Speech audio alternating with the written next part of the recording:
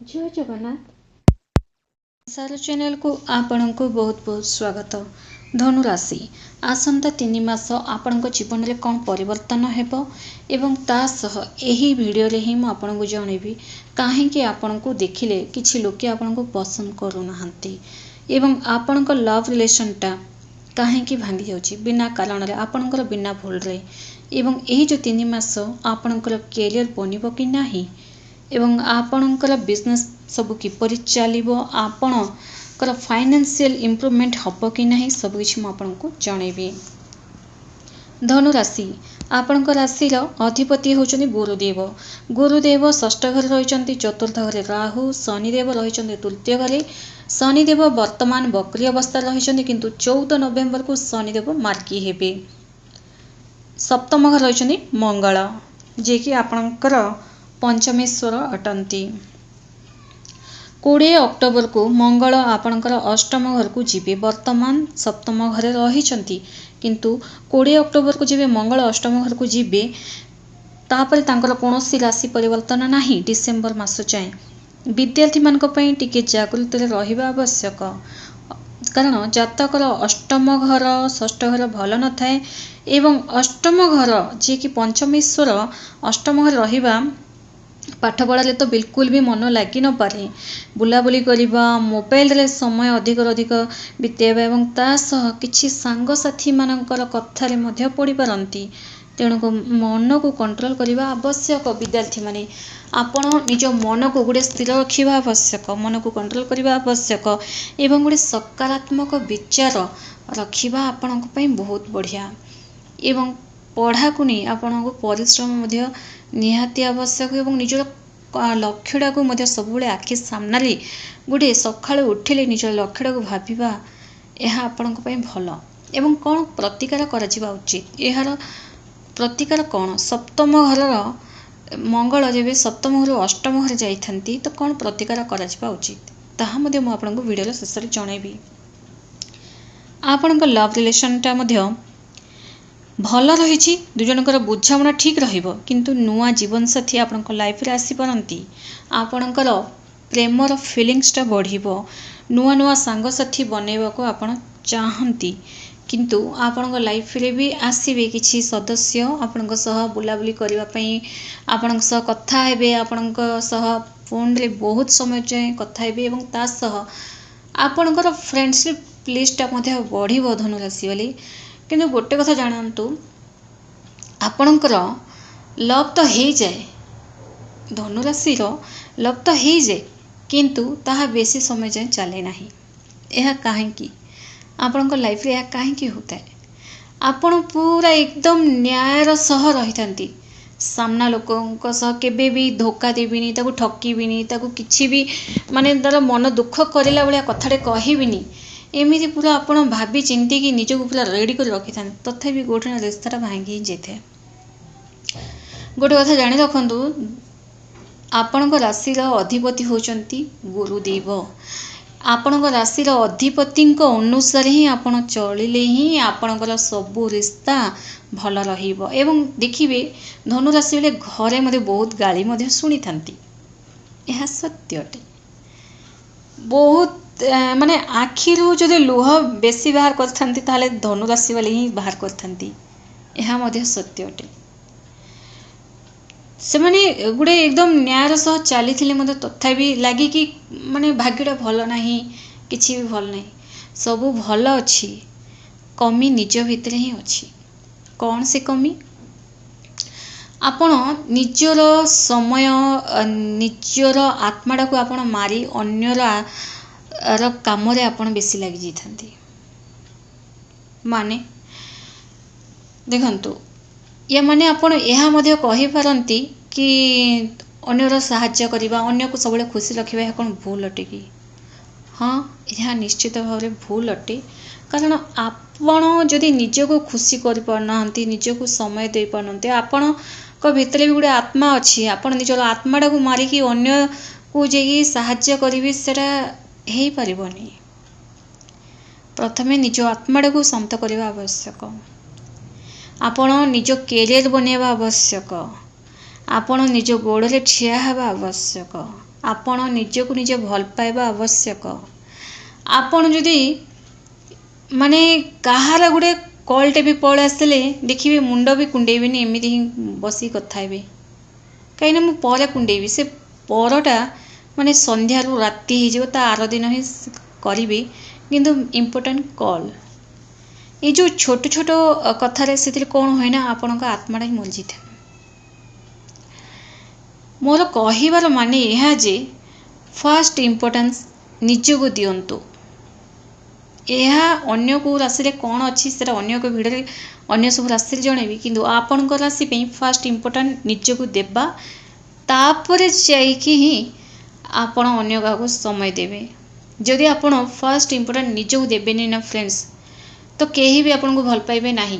जो आपण अन्यर खुशी पे जो टिके समय कथा ही जीवी नहले से फोन न उठेले से मन दुख करिवो किंबा जो आपण को भी लगे से ता से कथा ले मोर भी से खुशी अच्छी बोली किंतु वास्तव रे से खुशीटा बहुत अल्प दिन जाए थाए।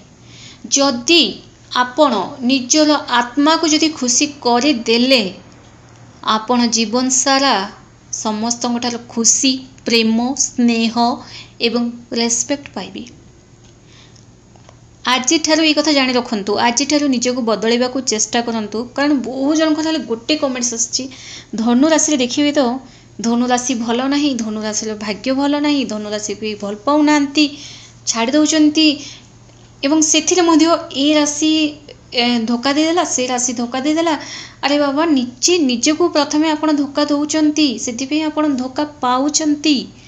निजको माने आज ठारू गोटे मास जाए गोटे मास प्रैक्टिस करने को पड़ो निजको भल पाइबाटा निजको रेस्पेक्ट देवाटा केबे निजको निजे केबे ब्लेसिंग देछंती आपण एटा मु बहुत गुडे वीडियो रे कही आज मु ये वीडियो कहूँ मोर ये वीडियो टे लंबा हो पारे किंतु आपण कमेंट्स उत्तर देवा को बाध्य हेली।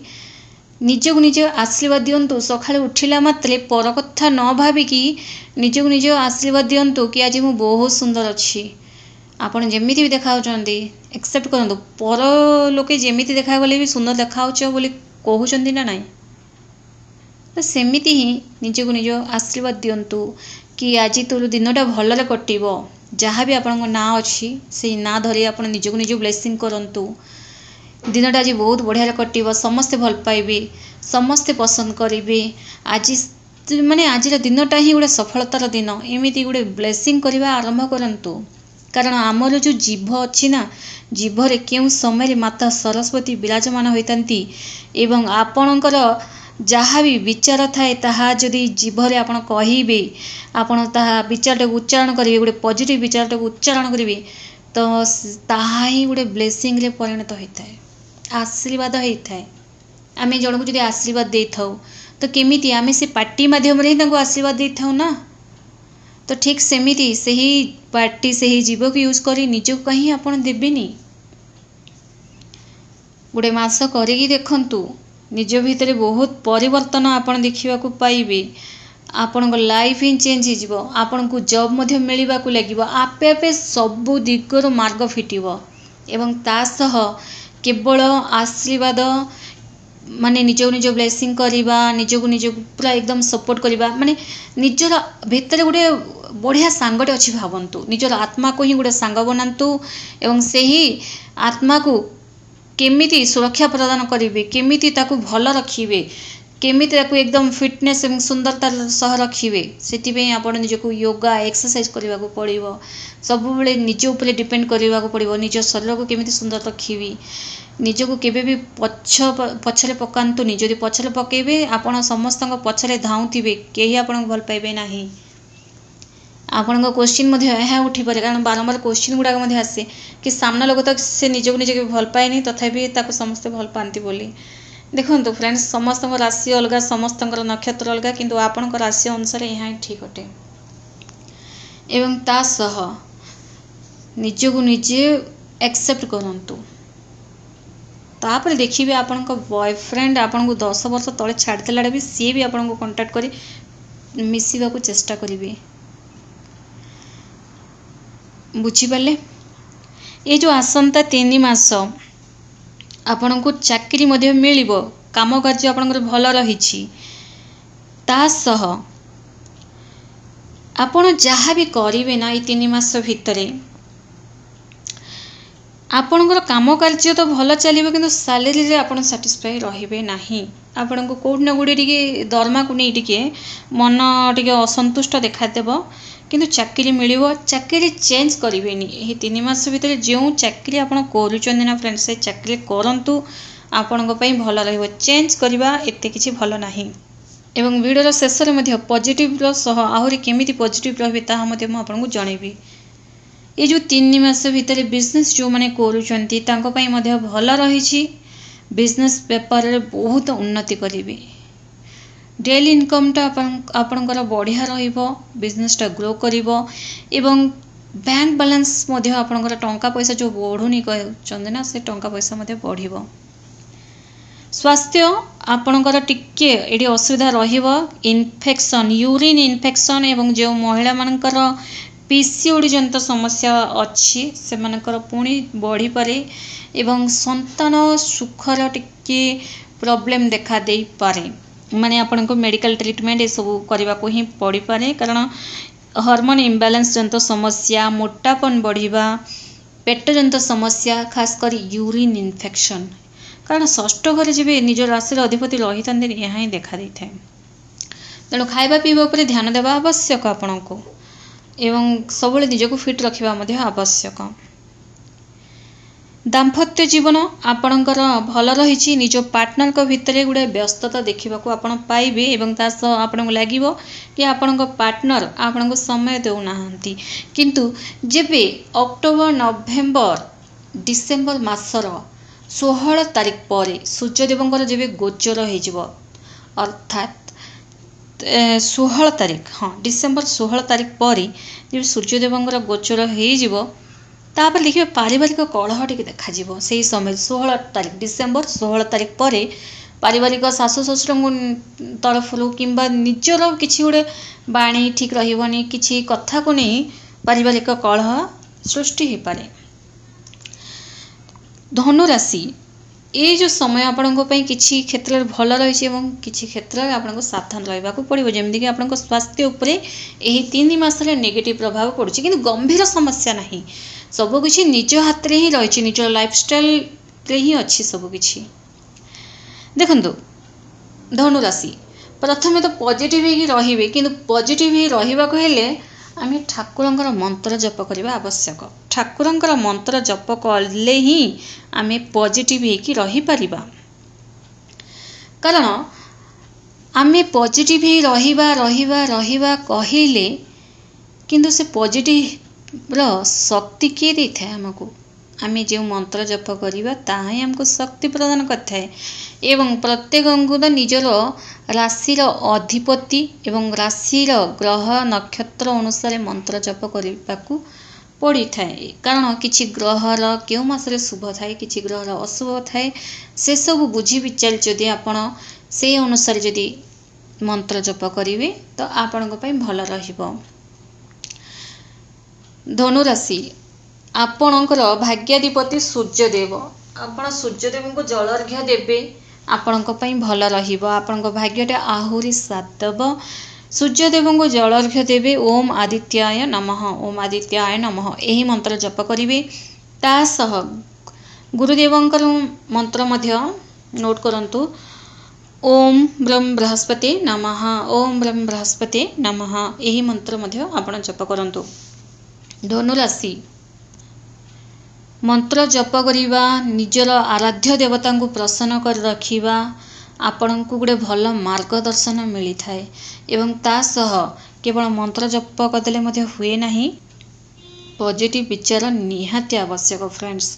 ଏବଂ ଧନୁରାଶି, ଆପଣ ନିଜକୁ ନିଜେ ଯଦି ରେସ୍ପେକ୍ଟ ଦେବେ, ନିଜକୁ ନିଜେ ଯଦି ଆପଣ ପସନ୍ଦ କରିବେ, ସମସ୍ତେ ଆପଣଙ୍କୁ ପସନ୍ଦ କରିବେ। ଏବଂ ଆପଣଙ୍କ ସାମ୍ନାରେ ଏତେ ଲଭ୍ଟା ଉଛୁଳି ହେବ ଯେ ଆପଣ ସମ୍ଭାଳି ପାରିବେନି। ସମସ୍ତେ ଆପଣଙ୍କୁ ଭଲ ପାଇବାକୁ ଲାଗିବେ। ଘର ଲୋକେ ସବୁ ବାପା ମାଆଙ୍କର ଆପଣ ପ୍ରିୟ ହେଇଯିବେ। ଘରର ଆପଣ ସାନ ଯଦି ଆପଣ ଅଛନ୍ତି, ତଥାପି ଘରର ମାନେ ଗୋଟେ ଗେହ୍ଲା କିମ୍ବା ଗେହ୍ଲି ହେଇପାରୁନାହାନ୍ତି, କାରଣ ଆପଣ ନିଜ କଥା ଭାବିବା ଅପେକ୍ଷା ନିଜକୁ ଆପଣ କେତେଥର ନିଜର ଚେହେରା ନିଜକୁ ମନେ ପକାଇଛନ୍ତି କହିଲେ? ପକାଇ ନଥିବେ। ସେଥିପାଇଁ ଆପଣଙ୍କ ଲାଇଫରେ ଏସବୁ କଷ୍ଟ ଆପଣ ସହୁଛନ୍ତି। ନିଜର ଆତ୍ମାକୁ ଟିକେ ଭଲ ପାଆନ୍ତୁ, ନିଜକୁ ନିଜେ ଟିକେ ଭଲ ପାଆନ୍ତୁ, ନିଜର ଆତ୍ମାକୁ ପସନ୍ଦ କରନ୍ତୁ। କାରଣ ବହୁତ କେତୋଟି ଜନ୍ମ ମୃତ୍ୟୁ ପରେ ଗୋଟେ ମଣିଷ ରୂପରେ ଆପଣ ଜନ୍ମ ହେଇଛନ୍ତି। ଏଇଟା ଭାଗବତ ଗୀତା ଯଦି ଆପଣ ପଢ଼ିବେ, ଭାଗବତ ଯଦି ଆପଣ ପଢ଼ିବେ ତ ଆପଣ ବୁଝିପାରିବେ କି କ'ଣ ଜନ୍ମ ମୃତ୍ୟୁ କ'ଣ ବୋଲି।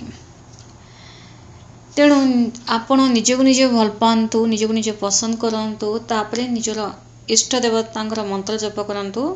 ଆପଣଙ୍କ ପାଇଁ ସବୁ କିଛିର ମାର୍ଗ ଆପେ ଆପେ ଫିଟିବାକୁ ଲାଗିବ। ବହୁତ ସାରା ଭଲ ପାଇବା ଦେବେ ଆପଣଙ୍କ ଲାଇଫ୍ ହିଁ ଚେଞ୍ଜ ହେଇଯିବ। ଆଜିଠାରୁ ଗୋଟେ କସମ ଖାଇଦିଅନ୍ତୁ କି ନାଇଁ, ମୋତେ ଆଜିଠାରୁ ନିଜକୁ ନିଜେ ମୁଁ ପସନ୍ଦ କରିବାର ଅଛି। ଆପଣ ଯେଉଁ ନିଜର ଲଭ୍ମେଟ୍କୁ ଯେଉଁ କହୁଛନ୍ତି ନା, ସେ ଏକଦମ ହ୍ୟାଣ୍ଡସମ୍ ଅଛି, ସେ ସୁନ୍ଦର ଅଛି, ସେ ବିୟୁଟିଫୁଲ୍ ଅଛି, କ୍ୟୁଟ୍ ଅଛି, କାହିଁ ସେ କଥା ଗୁଡ଼ା ନିଜକୁ କହିଲେ ଅସୁବିଧା କ'ଣ? କହିକି ତ ଦେଖନ୍ତୁ। ଆପେ ଆପେ ସେ ଆପଣଙ୍କ ଲଭ୍ମେଟ୍ ଯେଉଁ ଟେନସନ୍ ହେଉଛନ୍ତି କି ମୋତେ ଭଲ ପାଉନି ବୋଲି, ଆପଣଙ୍କ ପଛରେ ଏମିତି ଧାଇଁବେ ଯେ ଆପଣ ବିରକ୍ତ ହେଇଯିବେ। ଏହା ସତ୍ୟ ଅଟେ। ବୁଝିପାରିଲେ? କମେଣ୍ଟସରେ ଶ୍ରଦ୍ଧାର ସହ ଜୟ ଜଗନ୍ନାଥ ନିହାତି ଲେଖିଦିଅନ୍ତୁ। ଧନ୍ୟବାଦ।